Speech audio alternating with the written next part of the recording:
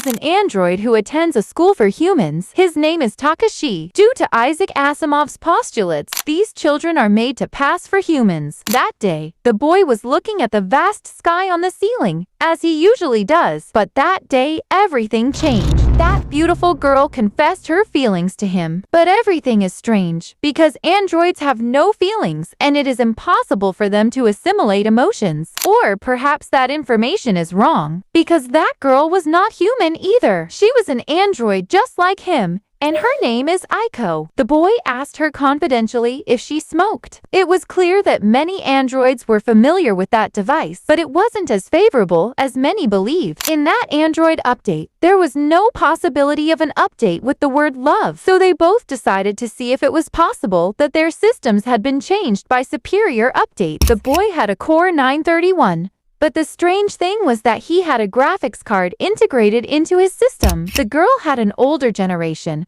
with a Core 29. That little grasshopper was crazy with excitement at having discovered his updated system. He was also euphoric because he still didn't understand what love meant. Aiko says that love is an evolutionary accident, and not necessarily an advantage, although this girl just wanted to seem more profound and interesting. But Takashi is left with doubts, as he claims to have already heard this poetic speech. Aiko is flooded with tears, which come from a lack of understanding of emotions. Love must be mutual, and Takashi knows it. Even though Aiko has confessed her feelings to him, it is not what he needs, as her love seems totally incompatible with his. Aiko has something special, which is that only she can understand the emotions of others. She cries over movies and even enjoys laughing with other people. Perhaps it is a mystery that will never be known, but Takashi is clear about it. He will not be left with doubts, even if his dream is affected by it. The day started off on the right foot, and Takashi was informed that Aiko had been taken to the emergency room and was now undergoing maintenance at the Artificial Intelligence Institute. Not only did that boy fall apart,